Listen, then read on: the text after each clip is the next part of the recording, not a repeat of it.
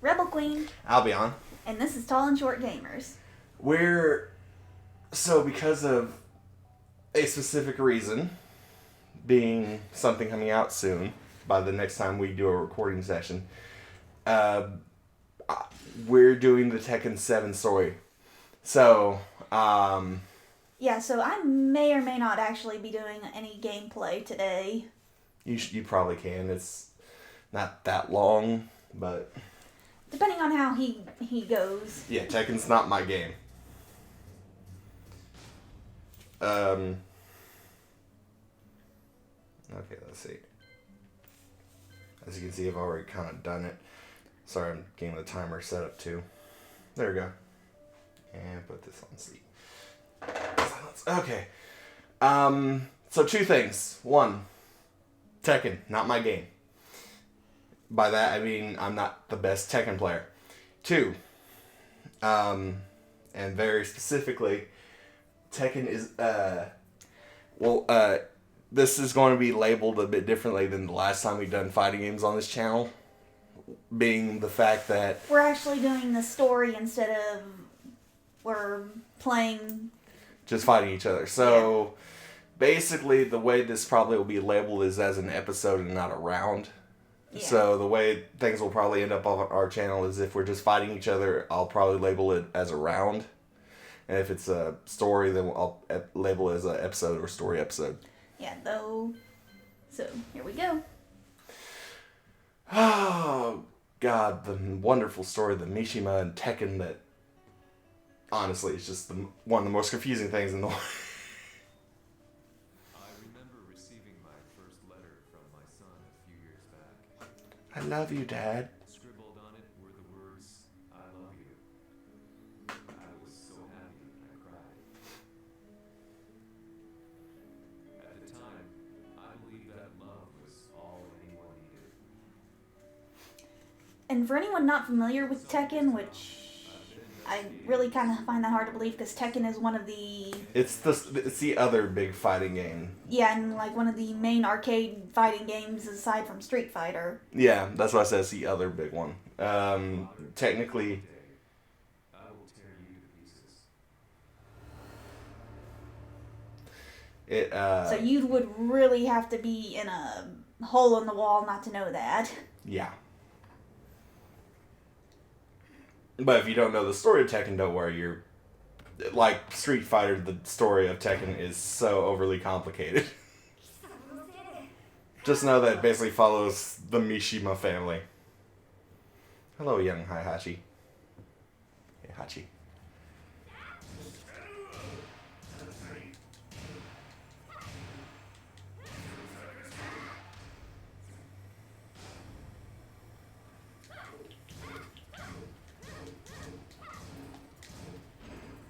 Okay, well, what's the...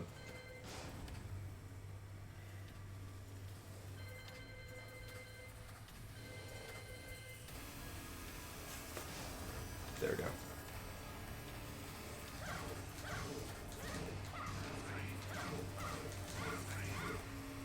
That didn't work. Why didn't it work? Oh, I didn't say... Confirm. Now it will work.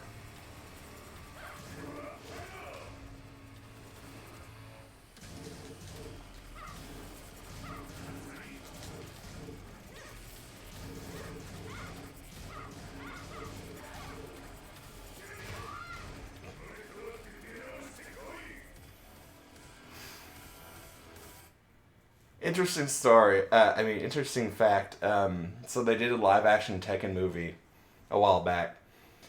Guess who played Heihachi? I'm probably gonna feel like... I don't remember his actual name, but I'm going to say who he played from a different movie. Then I'm gonna go, oh, I know that person. Yeah, it's the guy that played Shang Tsung in the live-action Mortal Kombat movie. He also plays Shang Tsung in the Mortal Kombat in Mortal Kombat 11. So he basically went from Shang Tsung to Heihachi to back to Shang Tsung.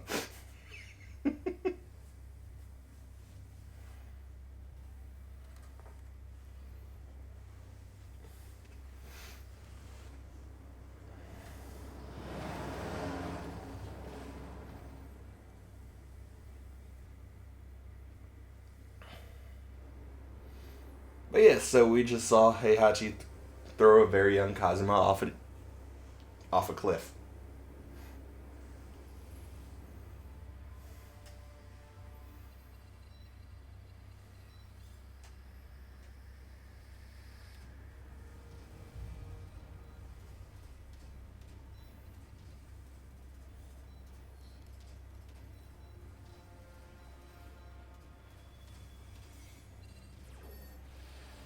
As leader of the Mishima Zaibatsu, Jin Kazama plunged the world into war. He sent the human race to hell, also he could save it. Fear and hatred enveloped the globe, filling it with despair. Just as Jin predicted, Earth's despair awoke Aslan, an ancient beast sealed deep underground because of its threat to humanity. Jin defeated Aslan in battle, saved the planet. But could the world really be considered saved? Yeah, basically to destroy that creature and summon it, he had to Now evolved into a he had to basically start World War III. one which has kept the wheels of turmoil spinning day after day. It's winner take all, and the prize is world domination. Gene, the one who started it, has gone missing in the Middle East. His whereabouts remain unknown, and his disappearance has tipped the scales in Chico's favor.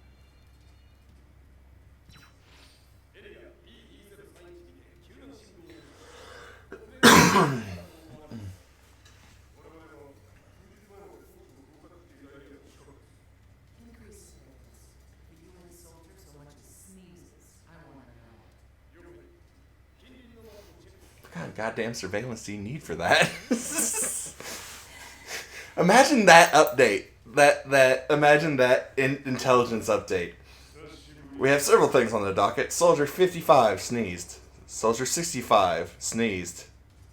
234 soldiers sneezed.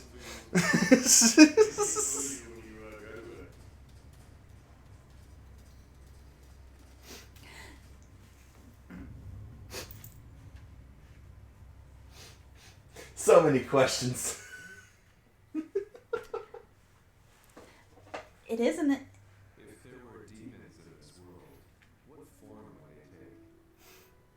Oh yeah, I forgot about this part. So I was reporting from a battlefield, gathering news about the war to bring to the world. When I headed back to barracks, a message was waiting for me. I was dumbstruck. How could my hometown have come under attack? When I returned, nothing was as I remembered. The roads used to be quiet. basically, the narrator is some random reporter who was out when Jin started World War III, and he was reporting on it, and then the war ended up destroying his village and his family. Blackened trees, the burning ground, the pungent, burnt air. The place I once called home was now just an ashen field. And streets echoed with the memories of playing children and delivery trucks. Everyone I loved had been lost to the past. That day, my old life ended, and a new one began. In my loneliness and despair, a hatred grew inside me.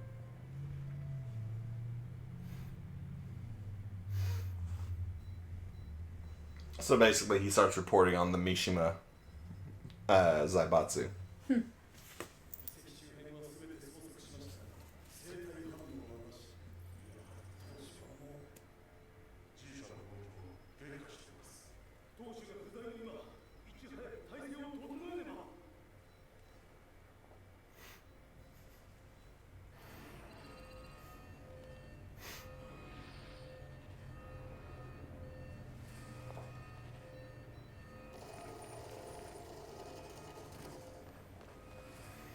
Yeah, Tekken has the weird situation of not actually having any real, true good guys on the in the game as the spotlight. Yeah, they have more anti-heroes. Yeah. Who designs an elevator that way? Unless that's not an elevator. I think it's an elevator. Why else would there be a door there? It's a goddamn elevator.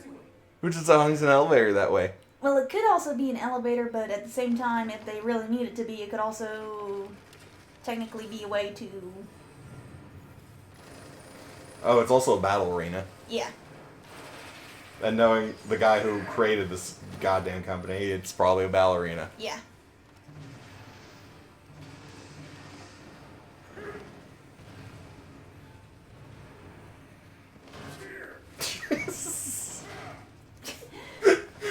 Get those missiles out of here!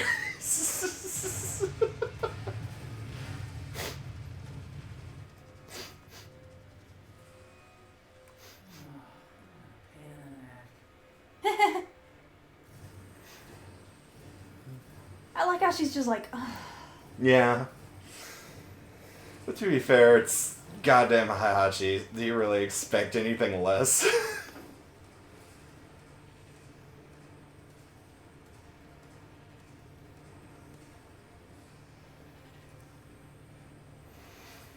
One of the more comedic endings, I can't remember which Tekken it was, for the arcade mode was, because in Tekken there are two characters that are literally just bears.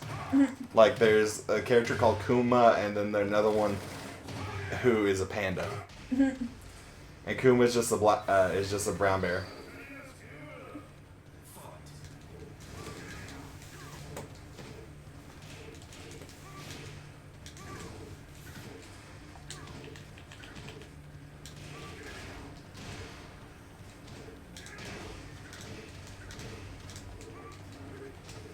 Also, I don't really play Heihachi, so I don't know what I don't know any of the buttons.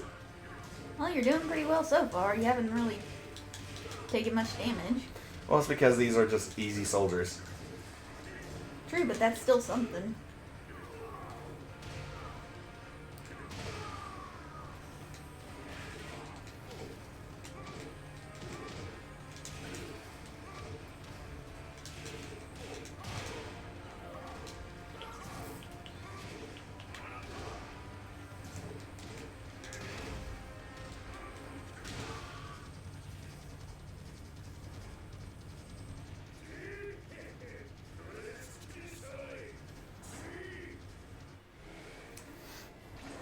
And here comes the real challenge. Mm-hmm.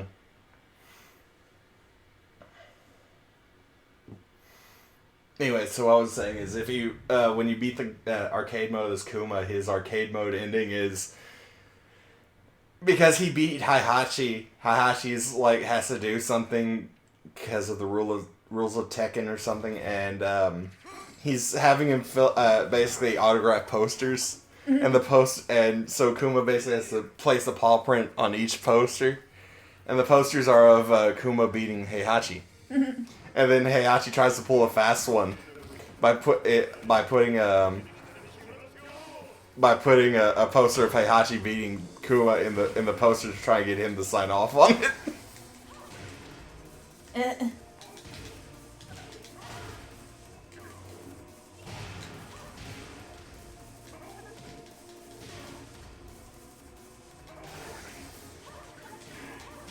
What the fuck was that?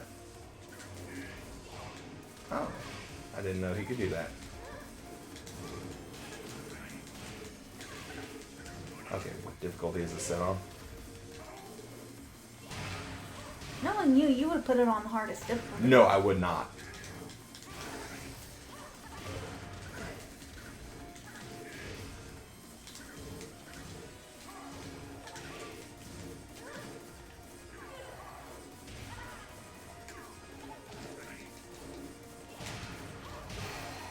Ow. Yes, I know I lost.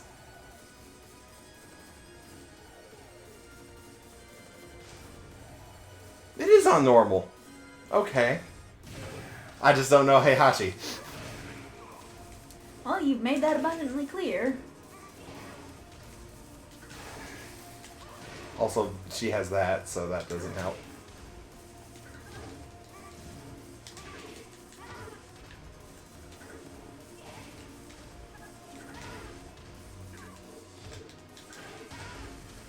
That and he really seems like more of a grapple fighter than... He's not. He's not. He's actually like him, Jin, and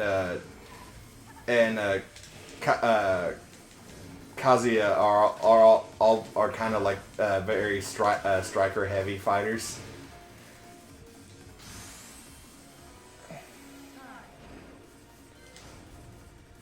Okay.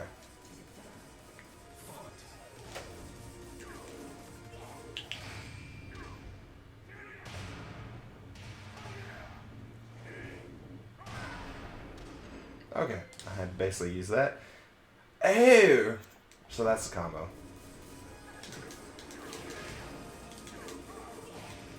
Okay.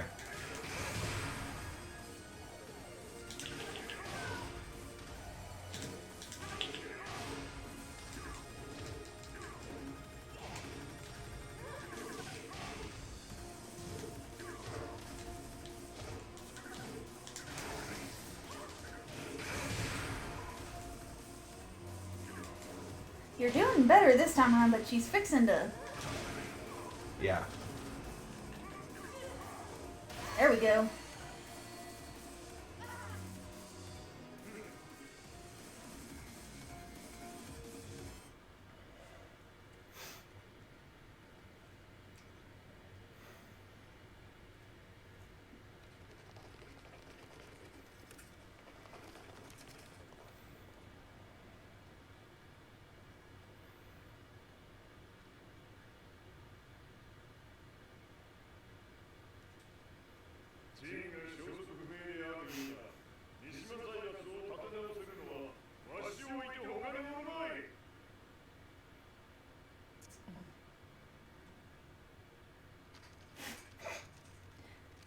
She's like, I hate that he's right. Mm-hmm.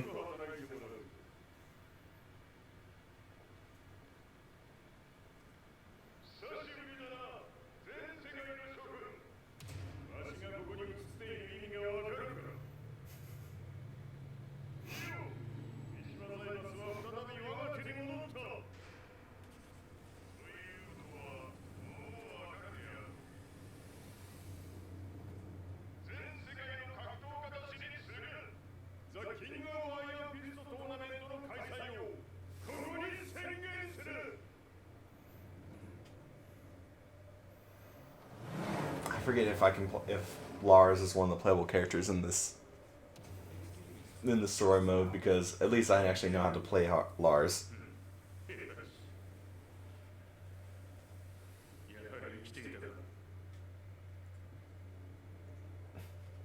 Why on earth would we want to hold a tournament now, like this?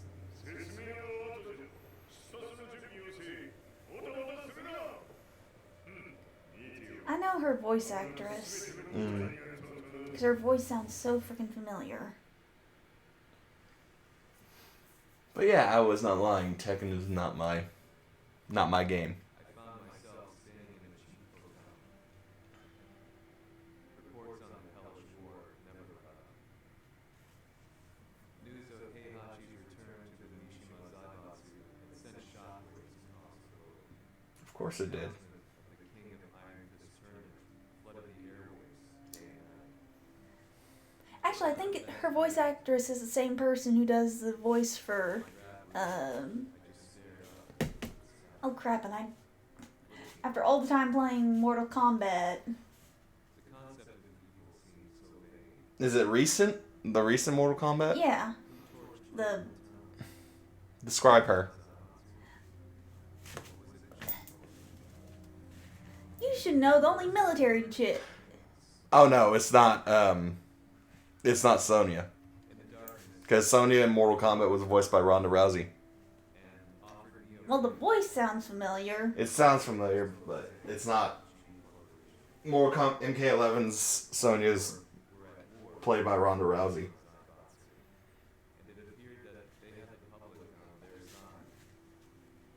Sorry, for viewers who are watching this after all the video games and anime that we watch, you tend to be able to pick out, like, okay, the voice actors voicing this character sounds familiar. Mm-hmm. And it always ends up getting in your... And it ends up always getting in your head until you go, I know this person's name.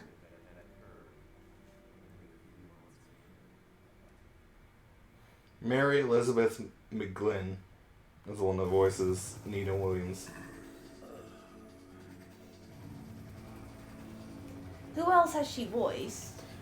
I'm hoping another fight doesn't show up before I can actually.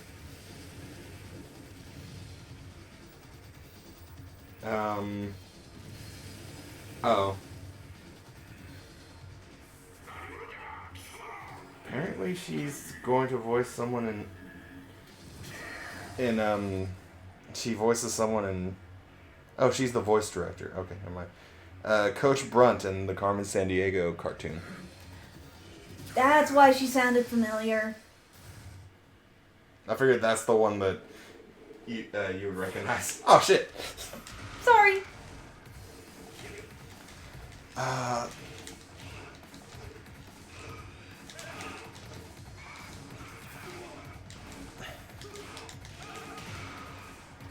Okay, despite it being a child's cartoon show, I have watched the Carmen Sandiego thing on Netflix, and because since I basically kind of dating my age here, since I grew up on, like, where in the world is Carmen Sandiego stuff from the 90s, I had to go, okay, I'll check this out, just kind of like see how they're playing this whole thing up on Netflix. And honestly, it is a pretty good show, so if you haven't seen it, or if you have children and you're kind of like on the fence about letting them watch it, It's good. yeah. And it is an interesting take on the Carmen Sandiego storyline. Mm-hmm. Because, not to give away too much, while she technically is still a thief, the way they have set her up, she's more of a... If you're also an anime fan, she's more along the lines of Dark Mouse from Being Angel. So she actually is kind of stealing for good instead of bad. Mm-hmm.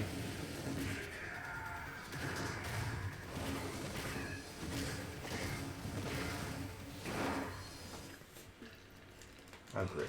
Oh god, I'm playing Heihachi again.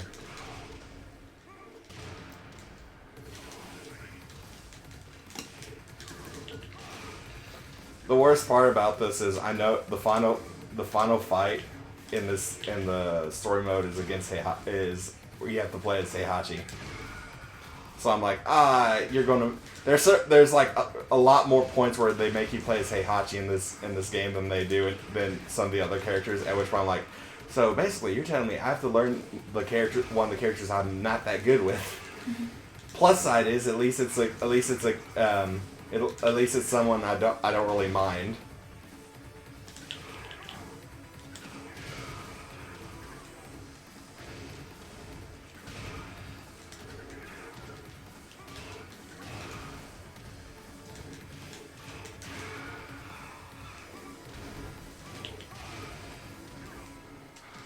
At least you're doing a lot better with him this time. Yeah, and well, it also helps that these guys are kind of pushovers, except for that part and that part.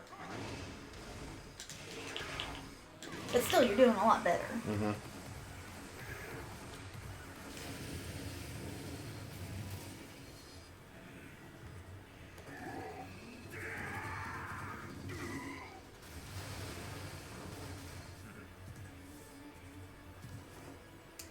Did he basically just betray?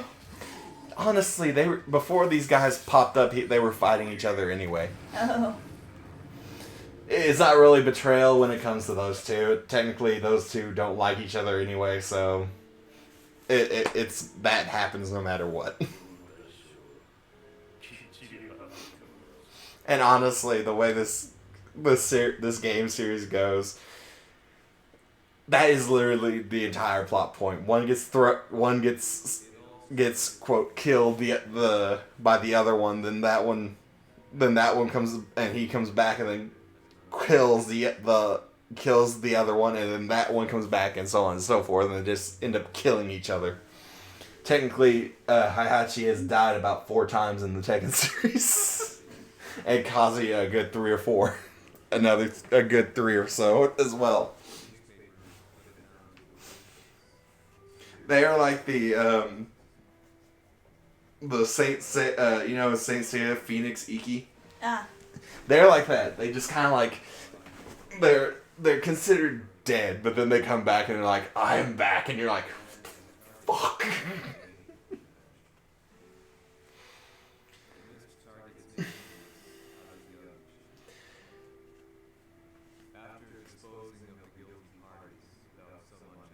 But yeah, no, without kind of going back, kind of like as we were just saying, without giving too much away, but the new Carmen San Diego, it's good. Without giving too much away,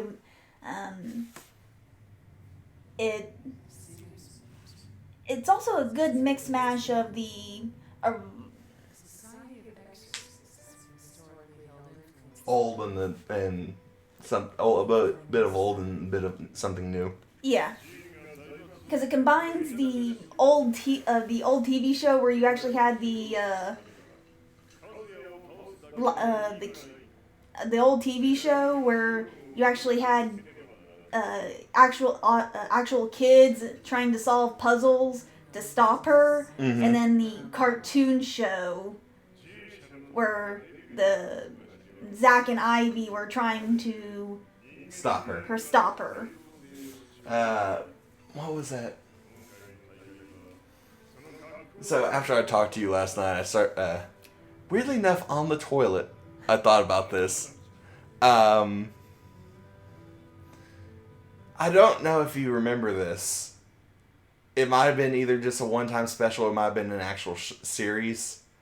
There's a show called Big Rock Candy Mountain.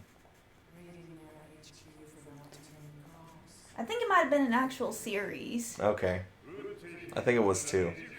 But I don't ever remember watching it. I had like one episode on tape. Not that I recorded it, I actually had the tape. I don't remember where I got the tape, but I had the tape. I don't remember ever watching it, but the name sounds familiar, so I think it might have been an actual series. I think it was too.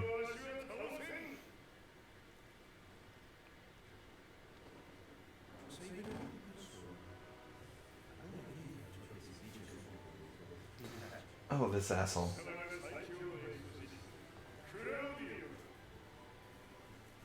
I'm sorry, I had to fight while I was practicing this game, oddly enough, with the wrong character. When I kind of finally figured out, okay, which character am I decent with, while I was online, I fought a guy who played this character, and it was kind of an annoying fight for me.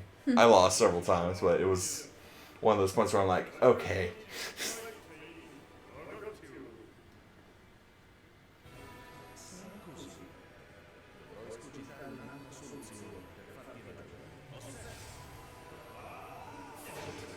Yeah.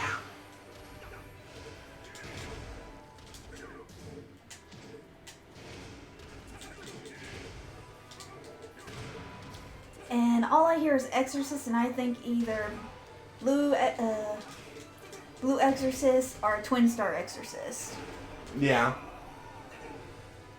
Both are great anime series if you haven't watched them. Yeah, I think I've watched more of Blue than Twin Star though.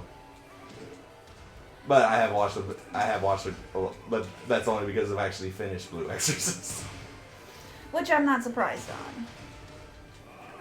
I mean, technically, Blue Exorcist came out before Twin Star. Yeah. I hate this asshole.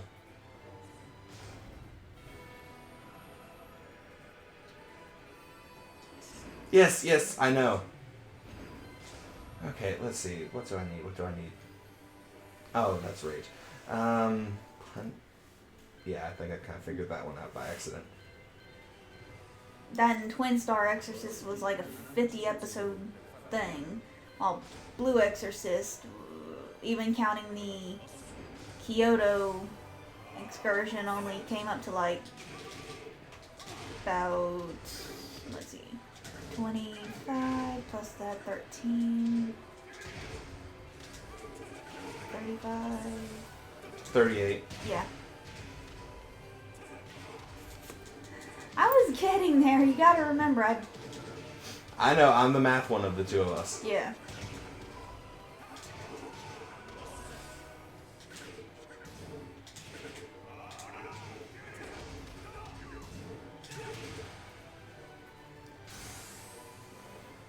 Really? You have to do a mode where he has nothing but where he has instant rage. Oh, I hate him. Oh, I hate him more. But for those of you who aren't familiar with those two series, which... Oh, this is gonna hurt.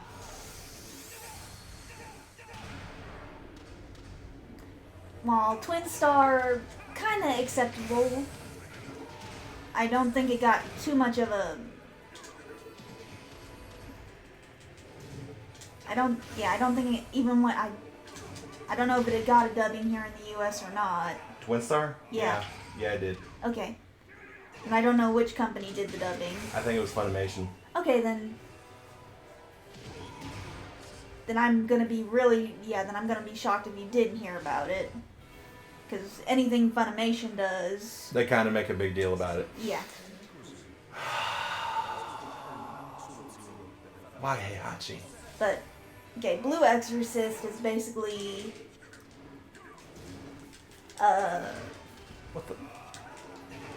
Oh. Oh yeah, he has that move. I forgot about that. follows Rin, who is a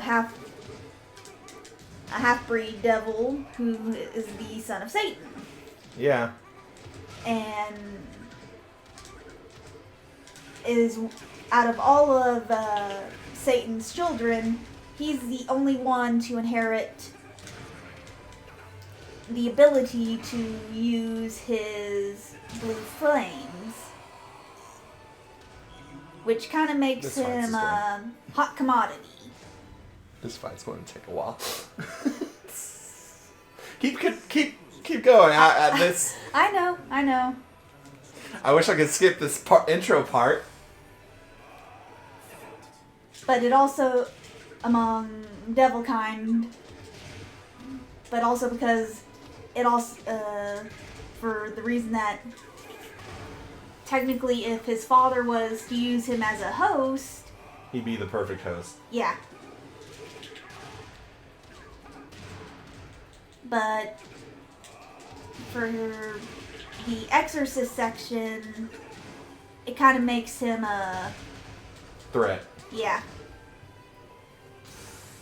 Thank you, Axe Kick, for actually killing him.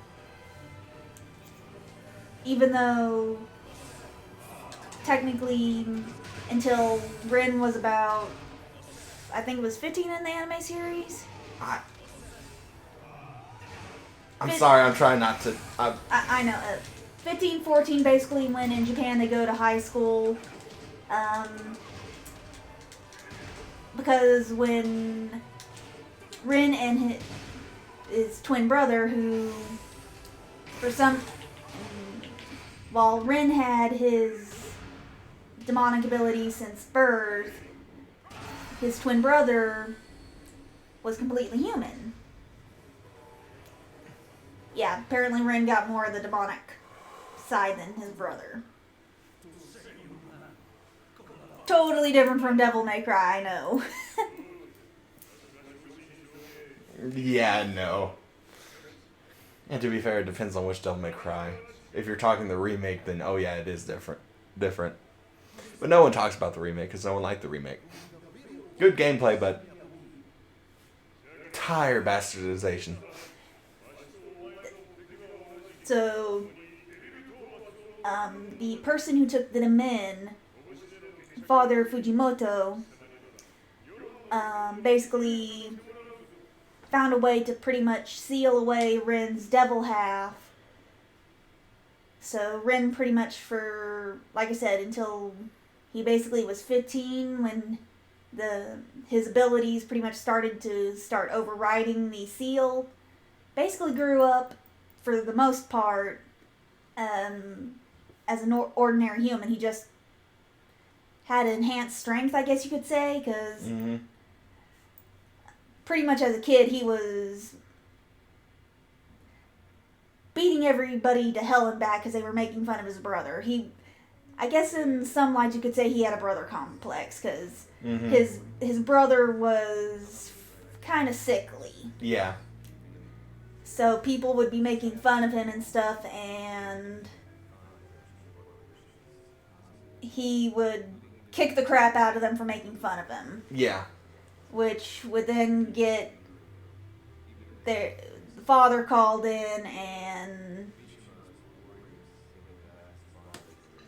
Ren would get a talking down to, and he would kind of in a cycle and stuff, but the father would kind of go, look, you're not bad, but you gotta stop doing this. Mm-hmm. And it didn't help matters that because the teachers were constantly getting Look at that fucking hair. God damn. That's Heihachi's father. Okay, weird hair runs in the family. Yeah. And it didn't help matters that the teachers were constantly looking down at Ren for all these fights for his brother, that Ren's grades were kind of in the trash, which in Japan is not a good thing. Mm-hmm. But his brother was a model student with top grades and stuff. Mm-hmm. Which, like I said, Ren has kind of had a brother complex. He's like, oh, my sweet brother. Mm-hmm. Which, at the start of the series, allowed his brother to get a scholarship to this prestigious school. Which... Well, because I can't pause this until we get to a fight. I will say this, when we get to the next fight, I'm going to have to pause it because that's going to be the end of the episode. Okay. Which also kind of leads to Ren, like I said, Ren's powers kind of started overriding the seal, and he started seeing these things, because since a young age, even though his brother didn't have any abilities, he was able to see into that supernatural world. Yeah. So he was being trained as an exorcist in a way to fight those creatures and in a way try to protect his brother to try and keep him away from that world so that his seal didn't need to be broken. Yeah. Which...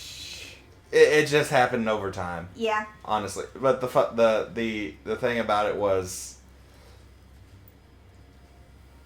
for people to see demons in that show, they had to come in contact with the demon and gain what's called a Taint. Apparently because of his brother, the younger one got it in the womb. Well, that or just because of his blood, period. I mean, it never was really made clear in the show. I think in the English dub they actually say it's from being around his brother in the womb. Mm. So once his powers were undone, once the seal was undone, he pretty much had one of two options: either get killed right off the bat, or train his powers to take on Daddy Dearest and kill him. Mm-hmm.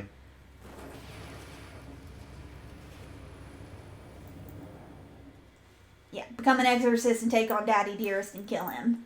Yeah. Very descriptive.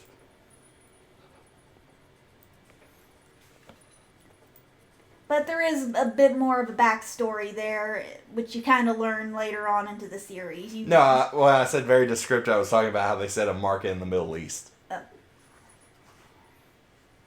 Which you kind of do learn, because I mean, there is a bit more of a story there in regards to, because I bet you're kind of thinking, since you... Oh, please let me play Lars. Because I bet you're kind of thinking, who would actually have the children of Satan? It's complicated. Yeah.